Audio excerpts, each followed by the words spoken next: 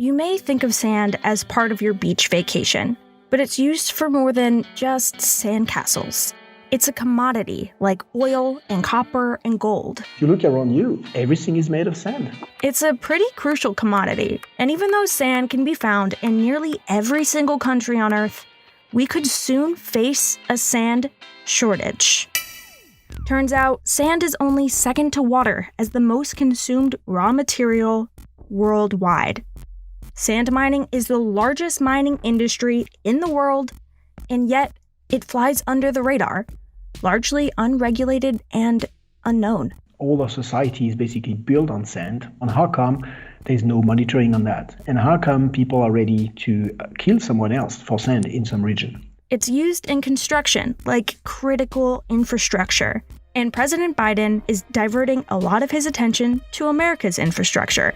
Sand is also used in chemical production, water filtration, fracking, and of course, glass. So all of your windows, computers, and cell phones. You know, it's literally everywhere. We're driving on it, we're sitting in it, we're looking through it. It's absolutely extraordinary. And really starting to be concerned about what happens if we don't have this anymore. Sand use around the world has tripled in the last 20 years. That's far greater than the rate that sand is being replenished. One of the biggest sustainability challenges of the 21st century, simply because of the scale of the problem. The more I learned about it, the more alarmed I became. So the world is facing a sand crisis. And that's a problem. I know what you're thinking. Yes, sand is everywhere. How can there be a shortage? Actually, in some places, the world was running out. And it's such a hard concept to get your head around because you think of coastlines and expansive deserts and just see so much of it that to think of it not being there is very, very challenging. It's a classic example of the tragedy of the commons, an economic concept where everyone is incentivized to keep consuming a natural resource, even if it ends in overconsumption. And ultimately, the total depletion of that resource. So is it a crisis or not? And that's one of the hard things with this topic, that it's a problem that manifests in very different ways in very different places. So I bet you if you were in a community where sand mining is going on, like this is not a surprise to you at all. I grew up in Bangalore in South India. As I grew up, I constantly read reports about rivers being decimated because of sand mining. And at the same time, I saw hundreds and hundreds of sand-filled trucks flying up and down the roads in the city of Bangalore.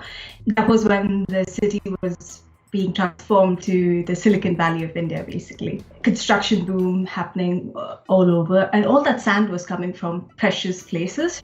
Construction has caused a steep increase in demand for sand, and a lot of sand is being extracted from oceans and rivers. It's not just shortage in the market, it's shortage in the natural environment that has to be talked about. The concern is that there's literally not enough sand on coastlines in a context of rising sea levels and increased storms.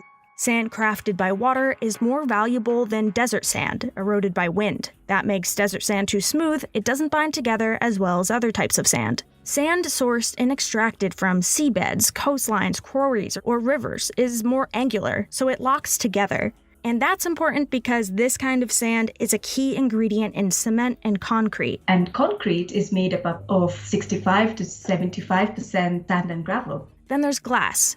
Sand, gravel, and rock, crushed together, are melted down to make the glass used in every window, computer screen, and smartphone. Glass is about 70% silica sand. So there are very specific types of sand that are required for specific uses. And these places are limited. Even the production of silicon computer chips uses sand. But extracting sand can damage the environment. Extractions of marine sand, coastal sand, beach is the worst. And rivers is something that is leading to tremendous environmental impact. For oceans, well, imagine you scrape sand off the bottom of the ocean. That's going to affect the microorganisms that live in the ocean floor. That's going to affect the fish that eat the microorganisms, and then the fish that eat those fish. Basically, the sand removal affects an entire ecosystem. Sand is the most extracted resource in the world by volume, surpassing even fossil fuels. Actually, even extracting oil and gas uses a lot of sand, like in fracking. And yet, sand has been easy to ignore. essentially it's invisible in our minds and in the way that we manage the resource. We don't think about it like a strategic resource, and yet it is everywhere in our societies and our economies. And as a result, we're wasting these resources. And in 2019, we produced this report, which was submitted to the United Nations Environmental Assembly, and it was used for making a new resolution on global mineral governance, and it was adopted by all countries, and it was the first time that countries recognized that we have a problem with sand. This concept of panicking, it reminds me a little bit of Greta Thunberg talking about, I want you to panic. I want you to panic. When she was talking to the World Economic Forum, and they didn't quite go that far. Panicking will never be a solution because we will need sand forever. It's something that we need a lot, so we need to be much wiser on the way we use the resource. Right now, it's not really possible to monitor global sand use. We just don't know enough. We don't have that global picture or that holistic picture of the extraction sites, the extraction volumes, where it's coming from, where it's going to, how it's being used. But it can be measured indirectly. Construction is the biggest demand sector. We know that. There's a very, very good correlation between the use of sand and cement. The UN estimates that 4.1 billion tons of cement is produced every year, and it takes roughly 10 tons of sand to create 1 ton of cement. Do the math, and 41 billion tons of sand and gravel. That's enough to build a wall nearly 89 feet high by 89 feet wide that wraps around the planet every year. And that's just sand used in cement production. Demand for cement is driven primarily by China, where construction is booming. In the last 2 decades, the amount of sand that we've been using has been multiplied by 3. More than 58% is being used in China. Part of the problem is some countries don't have regulations in place. And then you have people who take sand from the beach, take sand from anywhere because they have to make their living.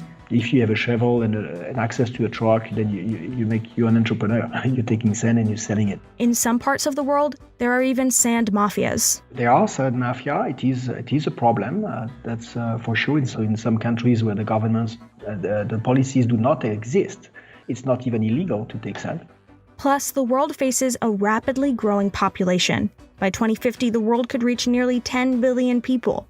Africa is going to see its population doubling from now to 2050. People are shifting from their villages to join the cities. That will request more infrastructure in the cities.